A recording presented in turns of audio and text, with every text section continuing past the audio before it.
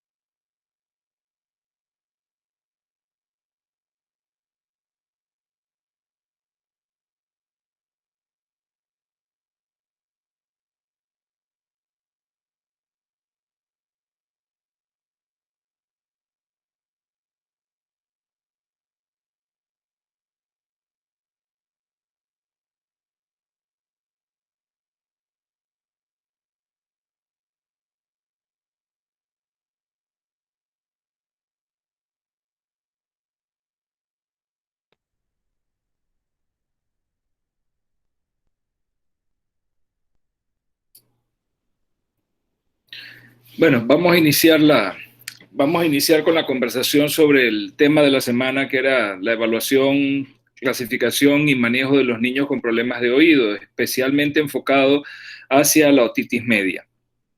Fíjense, antes de comenzar a explicarles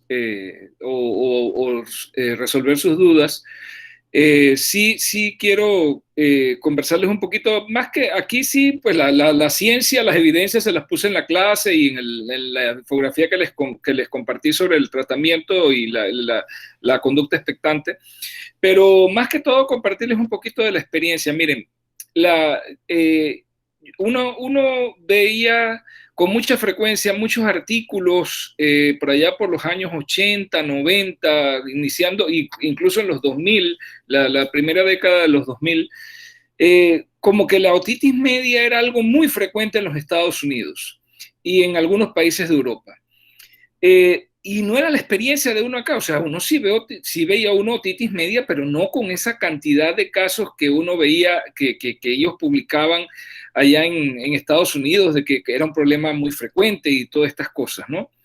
¿Qué era lo que realmente ocurría? Y por eso les puse, en la infografía les cité un trabajo que tiene que ver con lo del manejo expectante, pero también tiene que ver con el mismo diagnóstico de la otitis. ¿Qué era lo que pasaba? Como allá se basan mucho en los seguros, tanto seguros públicos como seguros privados, porque allá en Estados Unidos realmente no hay un sistema público de salud como tal, sino que los seguros, tanto privados como públicos, le pagan a los médicos que tienen práctica privada por atender pacientes. Hay algunas ciudades que tienen hospitales públicos y que contratan médicos, pero realmente no es la tónica general. Entonces, ¿qué ocurre? Que para poder prescribir un antibiótico, que muchas veces no estaba justificado, tenían que poner un diagnóstico que justificara el uso de antibióticos y el más socorrido de ellos era la otitis media. Pero cuando se hacían análisis profundos, o sea, auditorías, se veía que no había realmente consignados datos que justificaran el diagnóstico en ese tratamiento para otitis media. Algo muy similar pasaba acá en Panamá.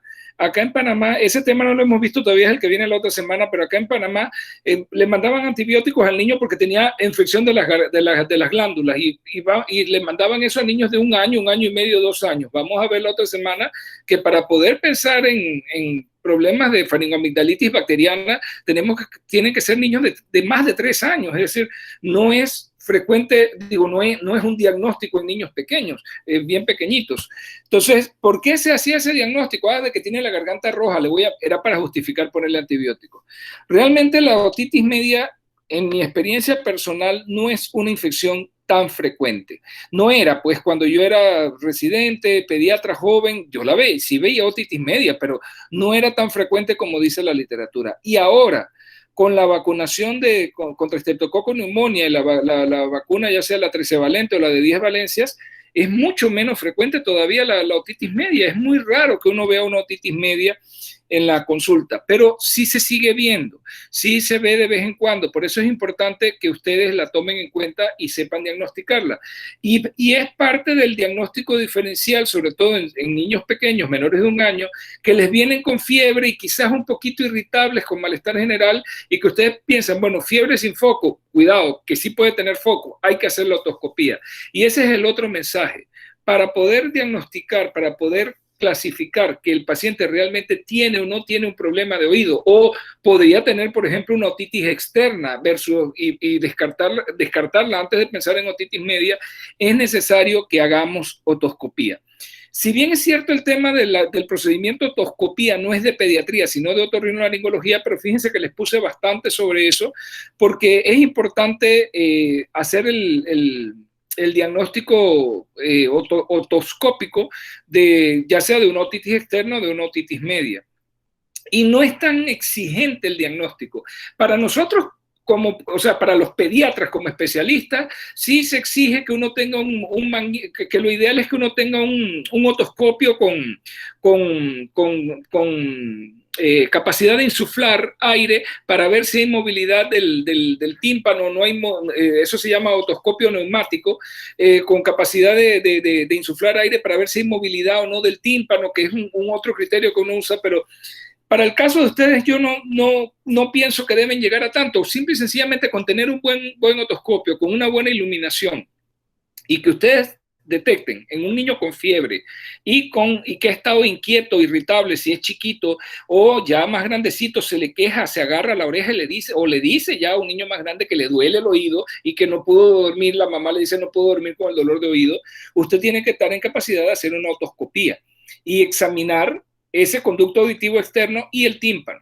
Y fíjense, un niño con fiebre y molestias del oído, dolor del oído, con el solo hecho de que usted vea el tímpano enrojecido y ligeramente abombado, ya usted puede hacer el diagnóstico de otitis media. Claro, hay tímpanos que ustedes va a ver ya bien abombados o moderadamente abombados. Aquí les voy a compartir un momentito una pantalla para que vean, porque son varias como quien dice, la progresión de cómo se puede ver el tímpano. Se las voy a compartir un momentito. Es esta.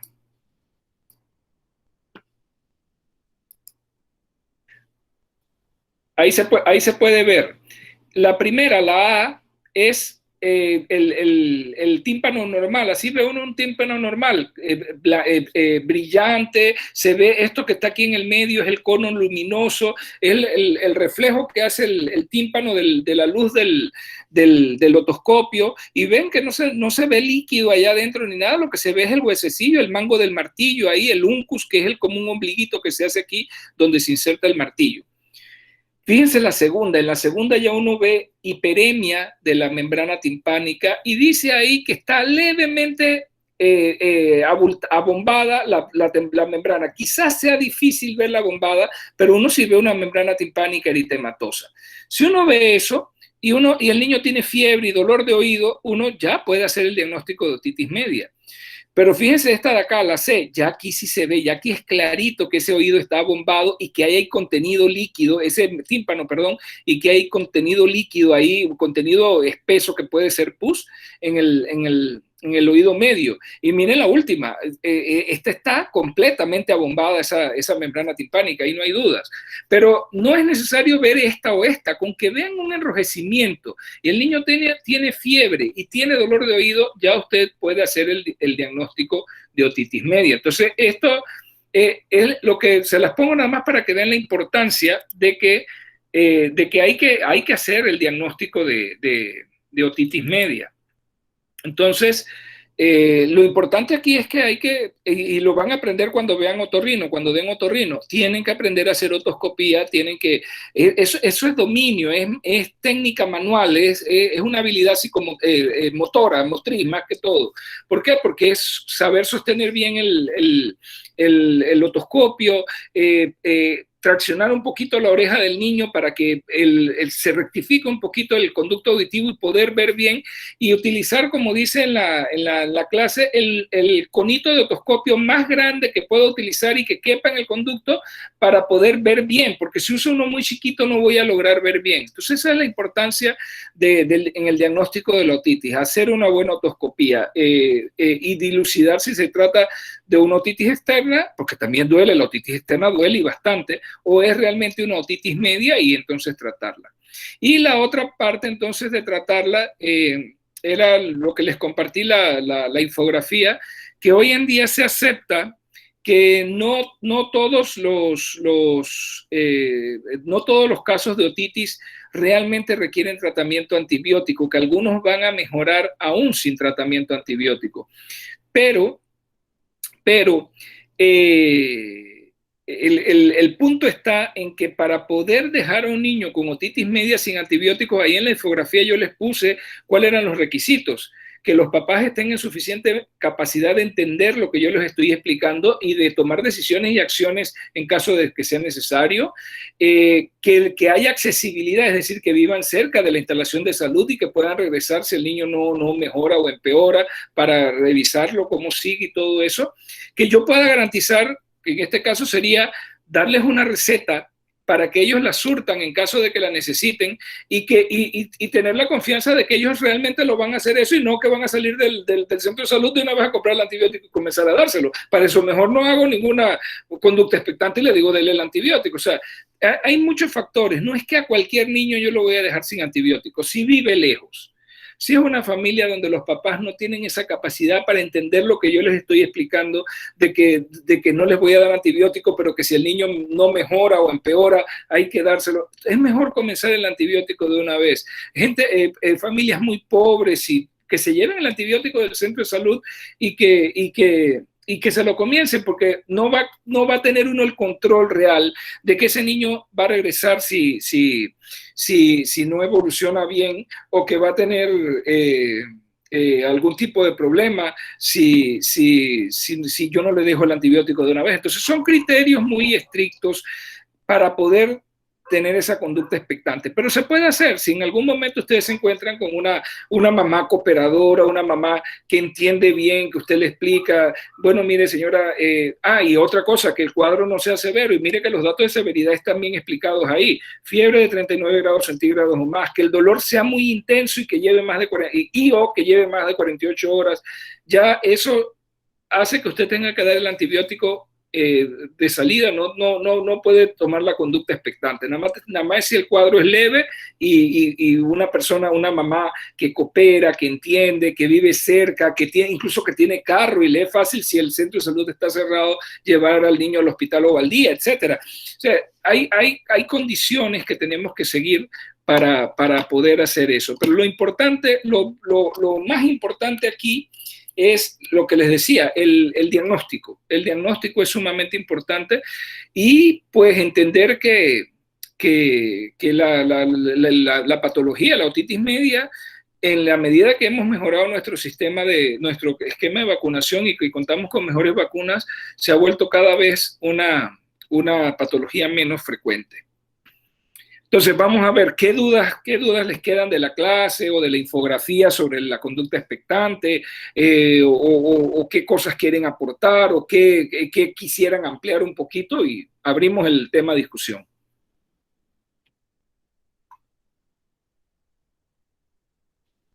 Doctor, buenas tardes. Dígame, Ramón. Quería que me ampliara un poco respecto a lo que son las otitis recurrentes. Ajá. Sí, ¿cuáles serían así como los casos más, lo que más se ve, por qué razón se da en la consulta? Sí, no sabemos por qué hay algunos niños que hacen otitis a repetición. Es decir, y mira, aquí están los criterios bien claros, ¿no? Tienen que ser, si tú estás viendo un niño con un cuadro de otitis hoy, y ese niño en los últimos 6 meses ha tenido 2 más, es decir, este es el tercero en 6 meses, o quizás no tuvo los 2 en los últimos 6 meses, pero si cuento el último año, este es el cuarto, o sea, tuvo 2 el año pasado y en lo que va de este año ya lleva, este es el segundo, o sea, que ya lleva 4 en un periodo de 12 meses. Ya tiene el criterio de otitis media recurrente. ¿Por qué ocurre? Pues no estamos muy claros, nadie lo puede definir bien. Hay varias hipótesis. Hay quienes hablan de disfunción de la trompa de Eustaquio, es decir, una trompa de Eustaquio disfuncional que tiende a cerrarse y que evita, entonces, que disminuye o obstaculiza que se igualen las presiones entre el oído medio y el exterior, y que eso conlleva entonces acúmulo de exudado, acúmulo de secreciones, y que predispone a la otitis, pero son hipótesis, nadie ha podido demostrarlo. Otros lo han relacionado, por ejemplo, con hipertrofia de adenoides. Perdón. Si uno ve, busquen en la anatomía de la nasofaringe, en el Néter o en algún libro de anatomía que tenga buenas ilustraciones, busquen la anatomía de la nasofaringe y se darán cuenta que las adenoides, es decir, el tejido amigdalino nasofaringeo, está muy relacionado, muy cerquita anatómicamente de la salida o la entrada de la trompa de Eustaquio. Entonces, en niños donde hay hipertrofia adenoidea, es obvio que se puede obstaculizar la salida de la trompa de Eustaquio y dar problemas con igualar las presiones, y puede llevar exudados y a sobrecrecimiento bacteriano a nivel del oído medio. Lo cierto es que independientemente de cuál sea la etiología, aquí la importancia es que el niño tiene otitis a repetición. Y ya les digo, el criterio es 3 en los últimos 6 meses o 4 en los últimos 12 meses. Usted encuentra un niño con eso, no le den tratamiento antibiótico inmediatamente. Trátenle el dolor, denle el tratamiento para el dolor y mándelo al pediatra. Nosotros generalmente vamos a hacer una evaluación y generalmente a ese paciente sí le vamos a dar antibióticos si encontramos que tiene pus en el oído o la membrana timpánica bombada, pero nos vamos a ir con antibióticos de segunda o tercera línea. No vamos a dar amoxicilina, porque entendemos que si ya el niño hizo 2 o 3 cuadros previos de otitis media, es probable que ya haya recibido amoxicilina, y el riesgo de que haya resistencia que las bacterias sean productoras de beta-lactamasa, o que haya resistencia a la penicilina en el Streptococcus pneumoniae es mayor. Entonces a esos niños uno los trata con tratamiento de segunda línea o de tercera línea, y uno evalúa muy bien y le da seguimiento a ese niño. Si ese niño sigue con el problema, hay que referirlo a otorrino y hay que considerar, por ejemplo, hacerle una radiografía de Cavum para ver si es que tiene hipertrofia adenoidea y pensar en hacerle una adenoidectomía, o de repente si el problema se cronifica de la otitis, ponerle un tubito de timpanostomía, que es dejarle un tubito para que ventile el oído medio. El tubito se pone a través del tímpano. Eso tiene sus riesgos y todo, pero en algunos pacientes lo hacen los otorrinos y se le da seguimiento para tratar de solucionar esos problemas. Pero que yo te pueda decir, eso ocurre por esto o lo otro, hay varias hipótesis, pero no se sabe. Hay niños que tienden a hacer otitis media repetición.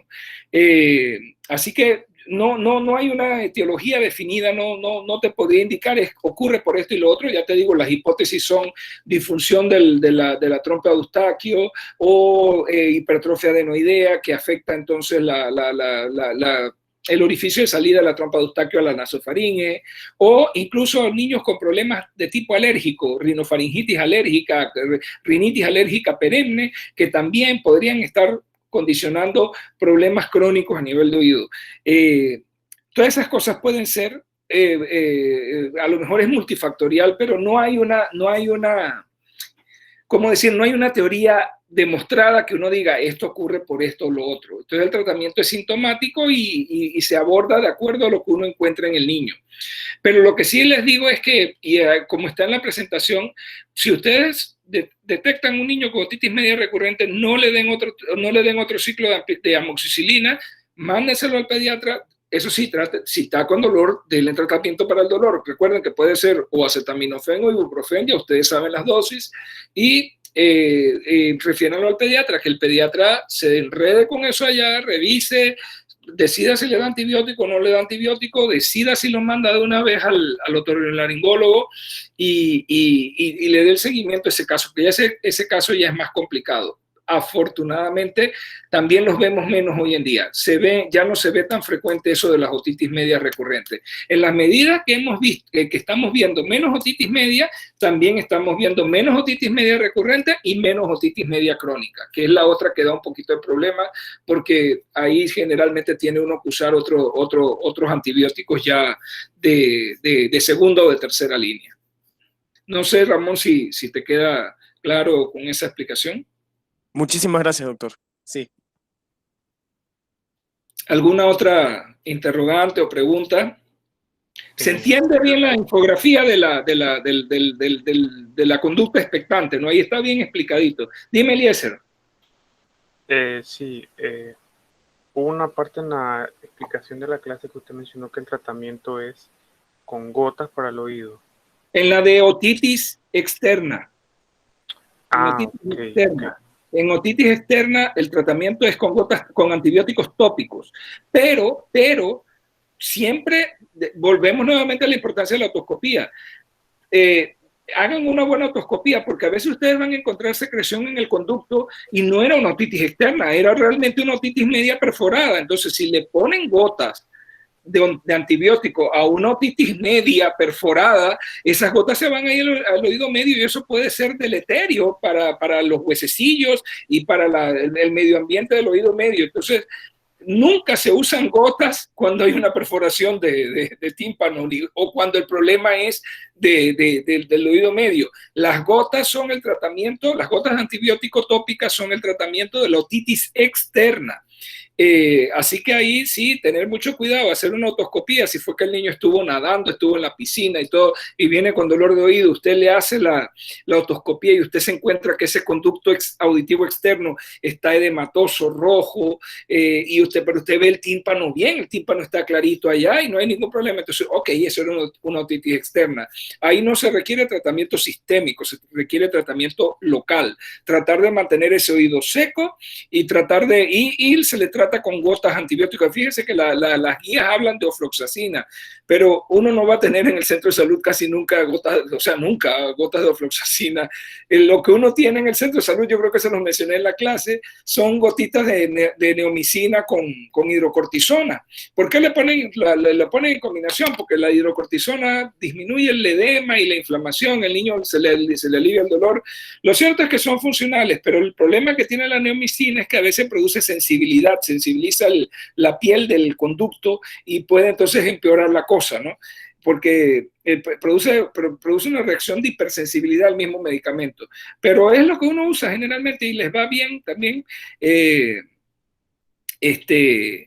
Hay otras combinaciones con corticoides también en el mercado, pero generalmente lo que uno usa es un antibiótico tópico, solo o en combinación con un esteroide tópico en gotitas, y eso alivia la otitis externa. Y explicarle al niño y a los papás que no debe caer agua en ese oído mientras está en tratamiento y por buen rato, porque como les expliqué en la clase, la otitis externa se explica por presencia de agua en el conducto auditivo externo. Esa presencia de agua lo que hace es generar entonces sobrecrecimiento bacteriano, maceración de la piel y viene entonces la otitis externa. Entonces ahí sí el tratamiento son gotas. En la otitis media no, el tratamiento es amoxicilina, siempre. Amoxicilina a 80-90 miligramos por kilo día y la dividen en 2 dosis.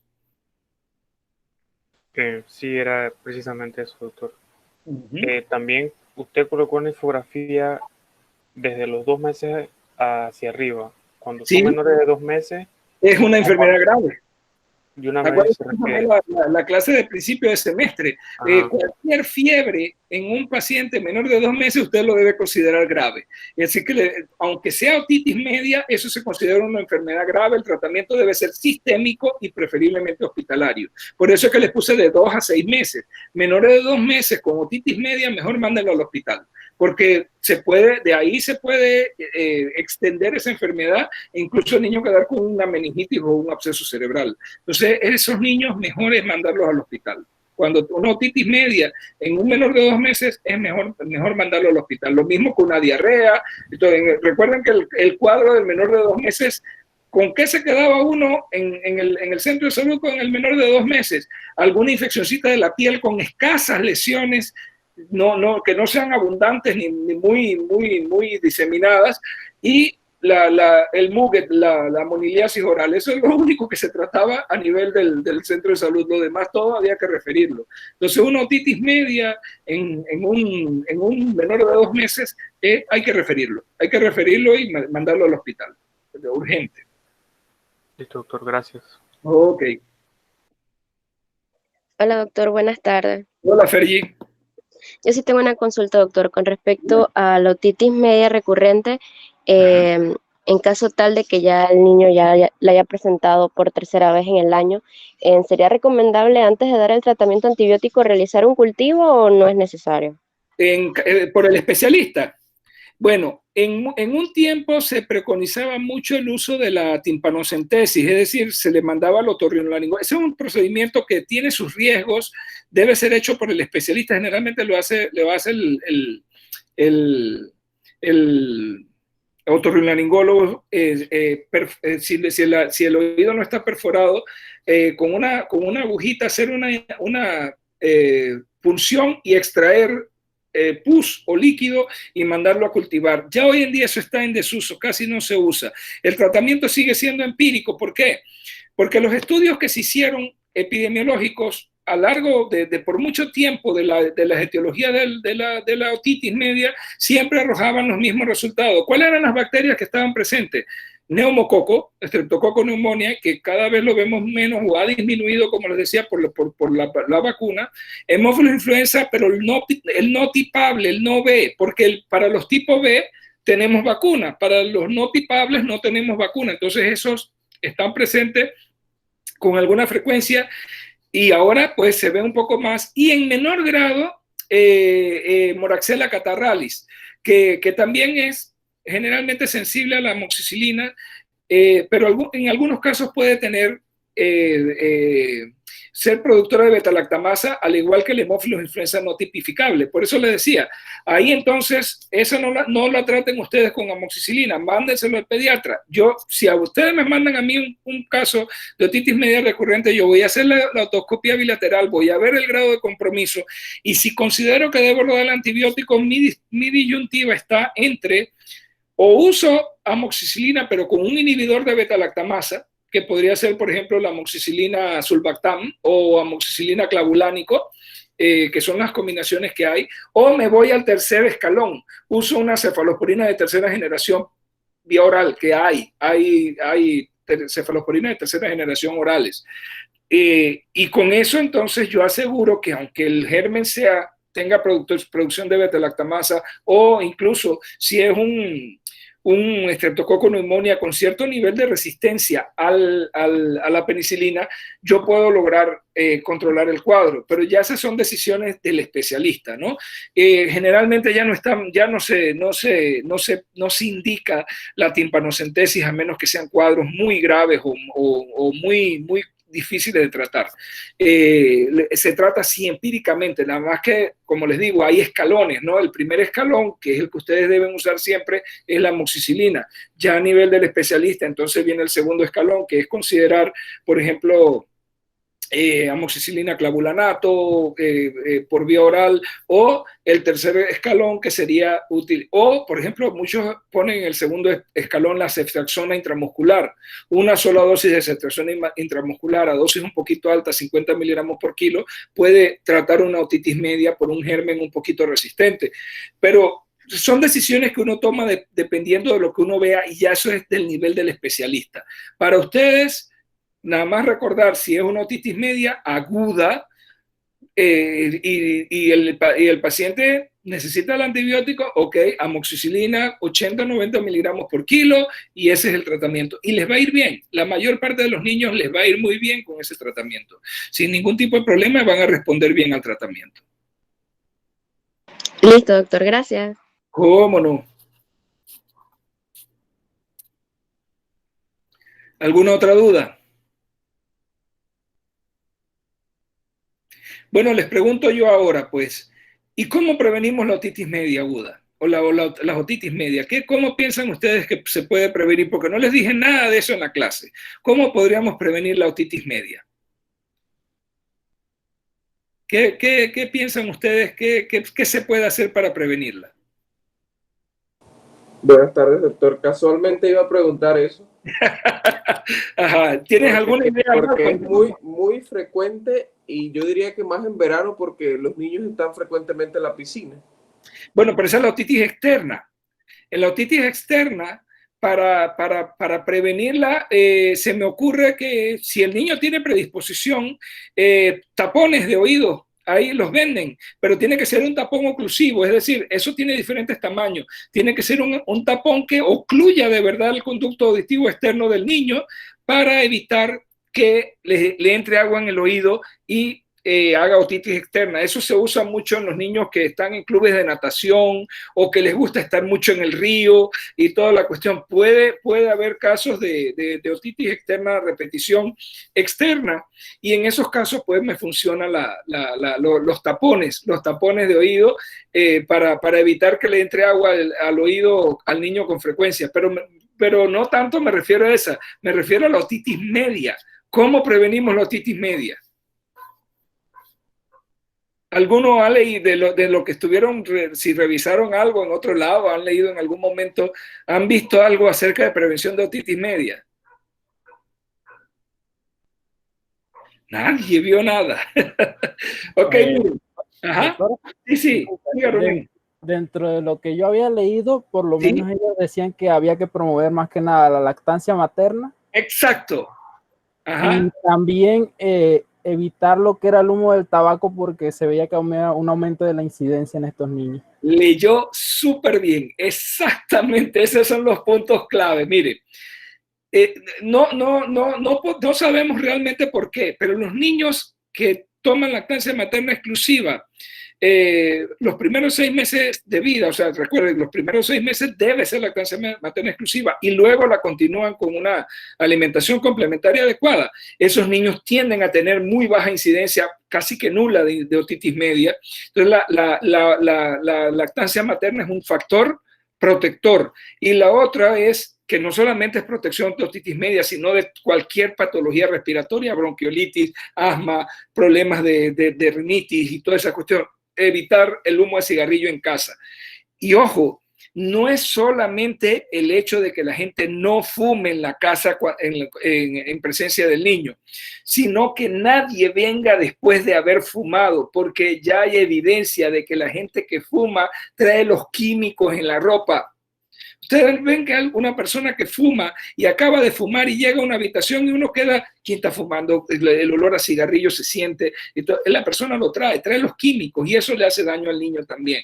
Entonces, exacto. Primero, lactancia materna exclusiva en los primeros 6 meses y continuada con una alimentación complementaria hasta los 2 años. Primer factor protector, mire que no es específico, pero ayuda, sí disminuye la otitis media. Segundo, proscribir el hábito de fumar donde hay niños pequeños y en todos lados. Gracias a Dios aquí en Panamá tenemos normas bien estrictas con respecto a fumar en lugares públicos y todo eso, ¿no?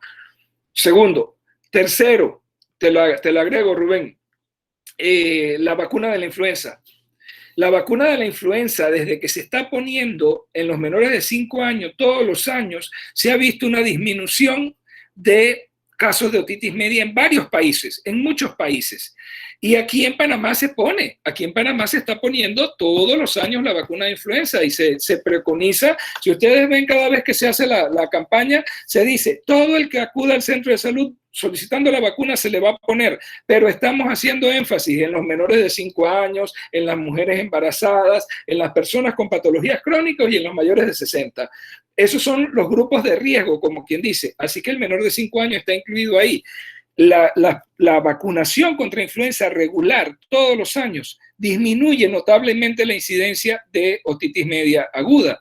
Y la otra vacuna que está ayudando bastante es la vacuna de neumococo. La vacuna de neumococo conjugada, que se pone el esquema que tenemos en Panamá es 2+1, es decir, se pone una dosis a los 2 meses, la segunda a los 4 meses, y el +1 es por el refuerzo al año. Aquí no ponemos 3+1, sino 2+1. 2, 4 meses y refuerzo al año. Desde que se comenzó a poner la vacuna contra el neumococo, las infecciones neumocócicas han disminuido, pero cuando la vacuna se diseñó y se creó, se ideó, se creía teóricamente que iba a tener más que todo un impacto sobre la enfermedad invasiva. ¿A qué nos referimos con enfermedad invasiva? Aquella el tipo de enfermedad que te causa la bacteremia oculta en niños pequeños, o la meningitis o la neumonía invasora, donde el germen está en la sangre, hay una bacteremia. Y se pensaba que sobre ese tipo de enfermedades era que iba a actuar la vacuna disminuyéndola radicalmente, y de hecho así es, pero teóricamente se creía que la enfermedad de mucosas, ¿a qué le llamamos la enfermedad de mucosas? Aquella donde el neumococo produce enfermedad, pero a nivel local, no está en la sangre.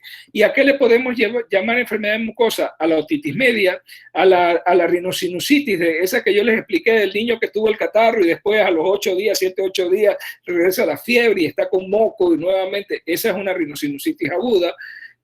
El estreptococo neumonía puede estar metido ahí. Se pensaba que la vacuna no iba a tener un impacto notable ni sobre otitis media, ni sobre rinosinusitis aguda, ni sobre neumonía no invasora, es decir, la neumonía adquirida en la comunidad, esa que tratamos con amoxicilina cuando hacemos el diagnóstico en el centro de salud.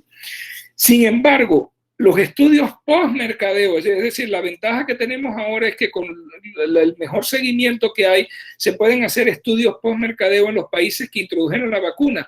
Es decir, uno le da seguimiento a las cohortes vacunadas y uno ve a través de las estadísticas del país cómo se ha comportado la otitis media, la neumonía adquirida en la comunidad y todo eso. Y la buena noticia es que lo que se pensaba teóricamente, que la vacuna no iba a tener un impacto notable sobre las enfermedades de mucosa, fue una percepción equivocada.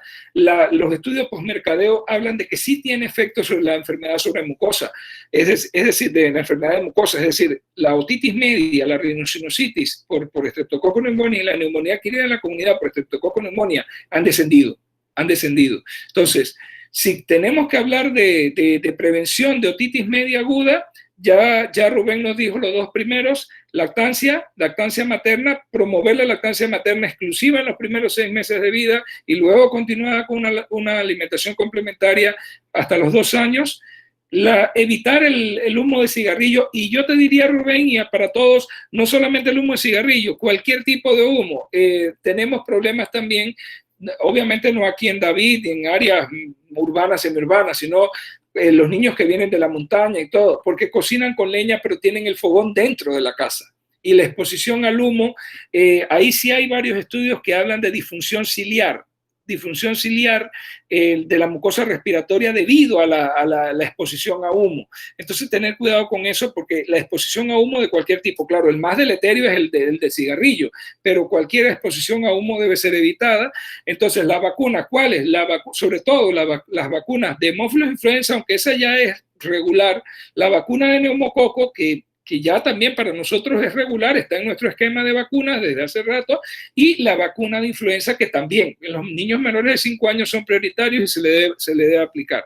Entonces, esas 3 vacunas, más la lactancia materna y evitar la exposición al humo de cigarrillo, son las mejores medidas que tenemos para disminuir los casos, o sea, preventivas, ¿no? Para disminuir los casos de otitis media. Ahora, la pregunta, ¿son específicas? No, no son específicas, porque sirven para todo tipo de problema respiratorio también, ¿no? Pero sí ayudan a disminuir los casos de otitis media. Entonces, si en algún momento les llegan a preguntar medidas que ayudan a prevenir la otitis media, siempre recuerden lactancia materna, evitar la exposición a humo, sobre todo humo de cigarrillo, la vacuna de influenza, la vacuna de neumococo, la vacuna de hemófilos influenza tipo B. Es la mejor forma que tenemos de de prevenir la otitis media. Y claro, previniendo otras infecciones respiratorias también prevenimos otitis media. Entonces hay que incluir el lavado de manos y no exponerse a personas con síntomas respiratorios, ¿no? Porque otras infecciones respiratorias pueden predisponer también a otitis media. Entonces esa sería la explicación. Esas serían las medidas preventivas que debemos tener presentes al momento de pensar en que podemos prevenir la otitis media. ¿Les quedó claro? Sí, doctor. Sí, doctor. Sí, doctor. Perfecto. Sí, doctor. Este es un tema bastante bonito, porque es un tema pediátrico propiamente dicho, ¿no? Las otitis medias son de pediatría. Es muy raro que uno vea otitis media en gente grande. Ese es un problema pediátrico. Y es un tema bonito porque es fácil de estudiarlo, ¿no? Y que requiere no solamente conocimiento, sino habilidades de hacer una otoscopía y todo, que como les dije, pongan mucha atención cuando den otorrino, porque allá es donde, supuestamente en otorrino es donde se aprenden las habilidades necesarias, las destrezas necesarias para hacer una buena otoscopía. Doctor, una consulta. ¿Ah? Sí, dígame, Marco. Es más una curiosidad en cuanto a la limpieza del oído como tal. Ajá, yo siempre he leído que siempre se debe evitar introducir cualquier objeto porque esto es un vehículo que puede propiciar la proliferación de bacterias. Así es, causar traumas en el conducto y todo. Ajá, pero ¿sí? he escuchado que hay personas que utilizan agua oxigenada para la limpieza del oído. Quería saber qué hay de cierto de eso y si eso está indicado para algún tipo de... No se debe. No se debe. Hay personas que se ponen agua oxigenada, otras que se ponen alcohol. Mire, el oído externo tiene una microbiota normal, y del equilibrio de esa microbiota es que se protege el conducto. Además, la intención de sacar la cera, cuando el cerumen, como yo les dije, cuando en una de las primeras diapositivas, cuando les hablaba de otitis externa, el cerumen es protector. Entonces no hay ninguna razón para tratar de estar sacando la cera. La gente no quiere tener cera en los oídos y la cera está ahí por una razón. El cerumen es protector, protege el conducto auditivo externo, e incluso, recuerden, la composición de la cera es básicamente lipídica, es grasa, y la grasa es hidrofóbica, es decir, cuando el oído tiene bastante, el conducto auditivo externo tiene bastante cerumen, el agua es repelida por la cera, entonces no se produce, no hay acúmulo de agua ni sobrecrecimiento bacteriano. Entonces, yo les voy a decir, como decía uno de mis profesores de otorrino, el oído se limpia con el codo. No sé cómo hace uno con el codo para limpiar el oído, no se puede, el oído no se limpia. La oreja se limpia, a los niños se les limpia las orejas cuando acumulan algo de sucito o algo, con una toallita, con mucho cuidado, sin que le caiga, no debe estar empapada para que no se le vaya agua al conducto auditivo externo. Uno les limpia las orejas a los niños, no el oído, no el conducto auditivo externo. Detrás de las orejas también se le puede limpiar y todo desde bebé, pero no el oído. Así que eso de usar Q-tips, hisopos pequeñitos para limpiar el oído es totalmente contraindicado, y lo que genera son más problemas. Puede generar desde una otitis externa hasta una perforación timpánica a raíz de uno de esos hisopos que se les vaya muy adentro y todo. Así que sí, ante la pregunta, Malcolm, no se limpia el oído con nada. No debe hacerse limpieza de oído con absolutamente nada.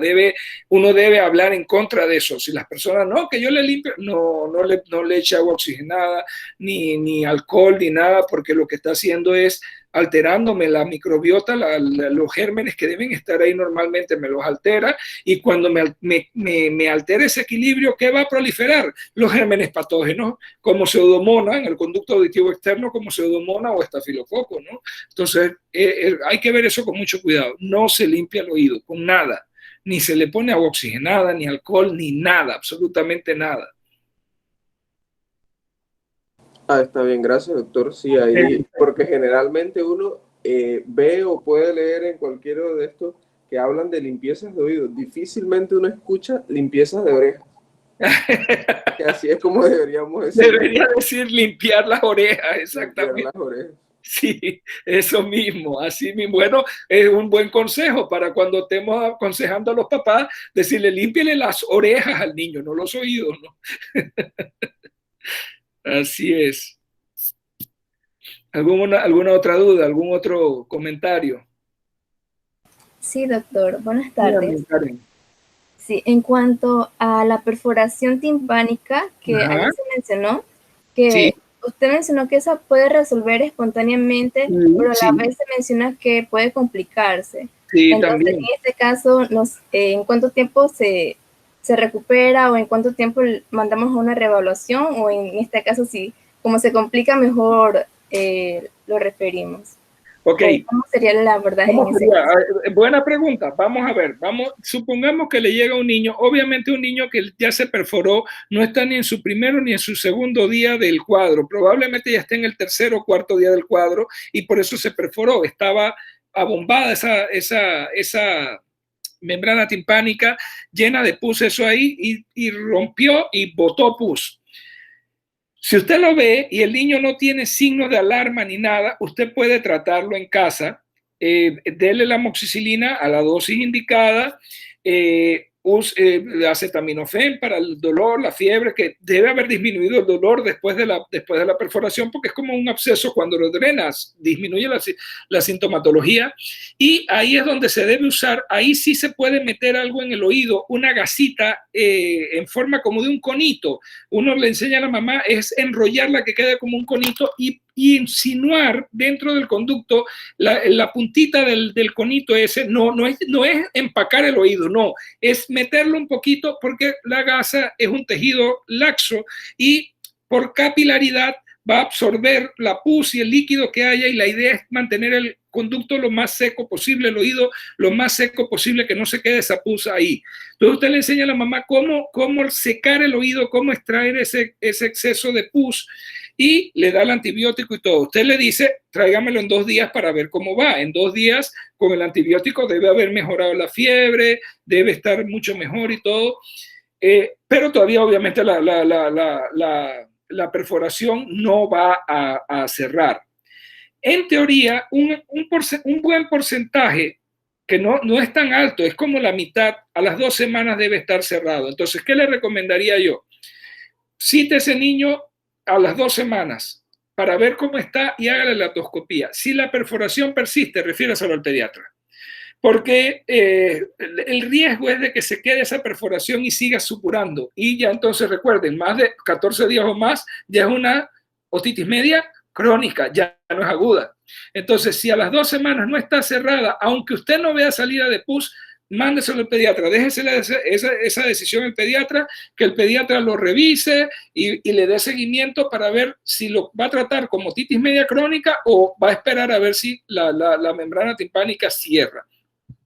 Si la membrana timpánica cerró cuando usted lo ve a las 2 semanas, no se preocupe, ya resolvió el problema. A veces la perforación es chiquita, pero si no cierra, yo prefiero mejor que lo revise y que lo refiera y que el pediatra lo revise y le dé seguimiento porque podría haber problemas. Sí, lamentablemente cuando hay este tipo de perforación, algunos cierran espontáneamente sin problema y todo, pero otros persiste ahí la secreción, entonces ya tiene uno que verlo y casi siempre uno como pediatra lo refiere también para verlo en conjunto con el otorrino, porque a veces el problema se vuelve difícil de manejar. Tiene muy buena pregunta. Cuando le pasa así, usted dele seguimiento y si a las 2 semanas no ha cerrado, refiéralo al pediatra. Gracias, doctor. ¿Cómo no, Karen? ¿Alguna otra pregunta?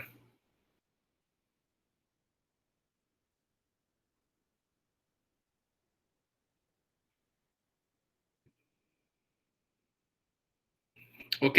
Tan claritos entonces como otitis media.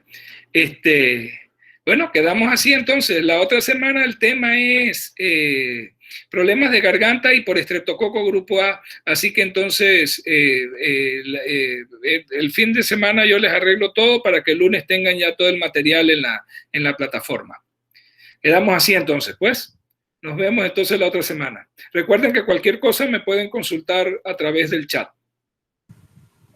Doctor, una consulta. Esta semana tendremos prueba evaluativa.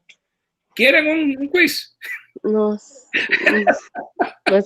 No, tranquila, no, tampoco. De repente la otra, de repente la otra semana les pongo una que incluya la otitis y los problemas de garganta. Pero por esta semana no.